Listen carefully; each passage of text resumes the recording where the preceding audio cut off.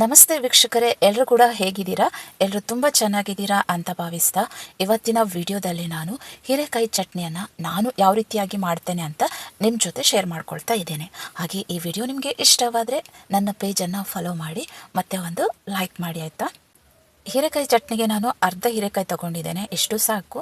ಇವಾಗ ಇದರ ಮೇಲಿರುವಂತಹ ನಾರಿದೆ ಅಲ್ಲ, ಅದನ್ನು ಮಾತ್ರ ತಗೊಂಡ್ರೆ ಸಾಕಾಗ್ತದೆ. ಅದು ತುಂಬ ಗಟ್ಟಿ ಇರ್ತದಲ್ಲ, ಹಾಗಾಗಿ ಅದನ್ನು ಯೂಸ್ ಮಾಡೋದಿಲ್ಲ. ಈ ನಾರಿನಿಂದ ಕೂಡ ಚಟ್ನಿಯನ್ನು ಕೂಡ ಮಾಡಬಹುದು, ಆದರೆ ನಾನು ಇವತ್ತು ಹೀರೆಕಾಯಿಂದನೇ ಚಟ್ನಿಯನ್ನು ಮಾಡ್ತಾ ಇದ್ದೇನೆ. ಇದನ್ನು ಇವಾಗ ಸಣ್ಣ ಹೋಳನ್ನಾಗಿ ಕತ್ತರಿಸ್ಕೊಳ್ತಾ ಇದ್ದೇನೆ, ಯಾಕಂತ ಹೇಳಿದ್ರೆ ಬೇಗ ಬೇಯ್ತದಲ್ಲ, ಮತ್ತು ಇದನ್ನು ಮಿಕ್ಸಿಯಲ್ಲಿ ರುಬ್ಲಿಕ್ಕೆ ಇರೋದ್ರಿಂದ ಸಣ್ಣದಾಗಿ ಕಟ್ ಮಾಡ್ಕೊಳ್ತಾ ಇದ್ದೇನೆ. ನೋಡಿ, ಈ ರೀತಿಯಾಗಿ ಕಟ್ ಮಾಡ್ಕೊಂಡಿದ್ದೇನೆ. ಇವಾಗ ಇದನ್ನು ಒಂದು ಪಾತ್ರೆಗೆ ಹಾಕಿ ಸ್ವಲ್ಪ ನೀರು ಹಾಕಿ ಬೇಯಿಸೋದಕ್ಕೆ ಇಡಬೇಕು.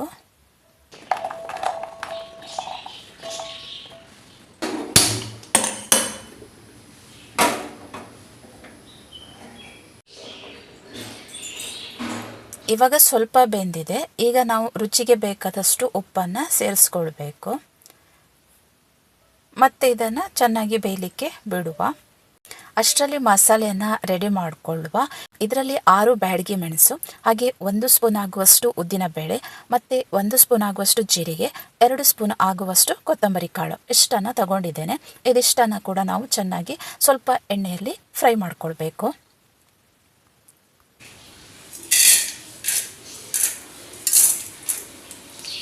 ಮೊದಲಿಗೆ ನಾನು ಉದ್ದಿನ ಬೇಳೆಯನ್ನು ಫ್ರೈ ಮಾಡ್ಕೊಳ್ತೇನೆ. ಇದು ಸ್ವಲ್ಪ ಫ್ರೈ ಆದಮೇಲೆ ಕೊತ್ತಂಬರಿ ಜೀರಿಗೆಯನ್ನು ಕೂಡ ಸೇರಿಸ್ಕೊಂಡು ಇದನ್ನು ಕೂಡ ಫ್ರೈ ಮಾಡಿಕೊಳ್ಳೋದು.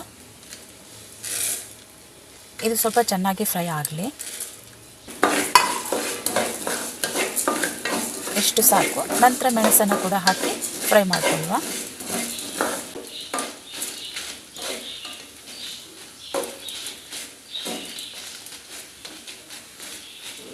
ಇವಾಗ ಮೆಣಸು ಕೂಡ ಫ್ರೈ ಆಗಿದೆ.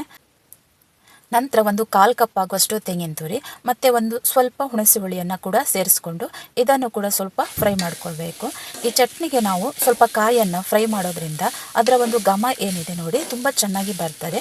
ಹಾಗಾಗಿ ಒಂದು ಸ್ವಲ್ಪ ಅದು ಬಾಡುವಷ್ಟು ನಾನು ಅದನ್ನು ಫ್ರೈ ಮಾಡ್ಕೊಳ್ತೇನೆ. ಎಷ್ಟು ಸಾಕು. ಇವಾಗ ಅಷ್ಟರಲ್ಲಿ ಹೀರೆಕಾಯಿ ಕೂಡ ಬೆಂದಾಯಿತು. ಇದನ್ನು ನಾವು ಸೋಸ್ಕೊಳ್ಳುವ. ಇವಾಗ ಹುರಿದಿರುವ ಮಸಾಲೆಯನ್ನು ಮಿಕ್ಸಿಗೆ ಹಾಕಿ ರುಬ್ಕೊಳ್ಬೇಕು. ಇಲ್ಲಿ ಯಾವುದೇ ರೀತಿಯಲ್ಲಿ ಕೂಡ ನಾನು ನೀರನ್ನು ಸೇರಿಸೋದಿಲ್ಲ. ಮೊದಲು ಇದನ್ನು ಈಗ ರುಬ್ಕೊಳ್ತೇನೆ.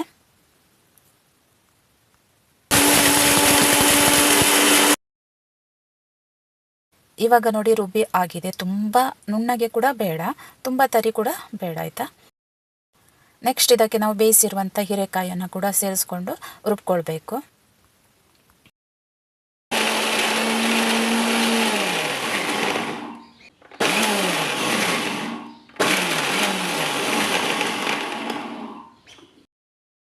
ಇವಾಗ ಕೂಡ ನಾನು ನೀರನ್ನು ಸೇರಿಸಿಲ್ಲ, ಇದು ಗಟ್ಟಿ ಚಟ್ನಿ ಆಯಿತಾ, ನೀರನ್ನು ಸೇರಿಸ್ಕೊಳ್ಳಿಕ್ಕಿಲ್ಲ. ಉದ್ದಿನಬೇಳೆ ಹಾಕಿರೋದ್ರಿಂದ ಸ್ವಲ್ಪ ನೀರು ಸೇರಿಸಿದರೆ ಅದು ಒಂಥರ ನೋಳೆ ಆಗ್ತದೆ, ಹಾಗಾಗಿ ಹಾಗೆ ಮಾಡುವಂಥದ್ದು.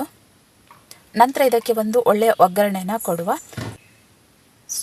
ಸ್ವಲ್ಪ ಎಣ್ಣೆ ಕಾದ ನಂತರ ಸ್ವಲ್ಪ ಸಾಸಿವೆ ಮತ್ತು ಕರಿಬೇವು ಹಾಕಿದರೆ ಆಯಿತು.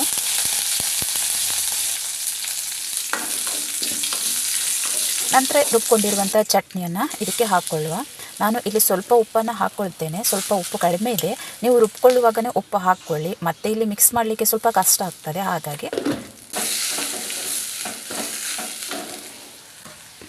ನಾನು ನಂತರ ಉಪ್ಪು ಹಾಕಿರೋದ್ರಿಂದ ಸ್ವಲ್ಪ ಇದನ್ನು ಮಿಕ್ಸ್ ಮಾಡ್ಕೊಳ್ತೇನೆ. ಇದು ಸ್ವಲ್ಪ ಬಿಸಿಯಾದರೆ ಸಾಕಾಗ್ತದೆ.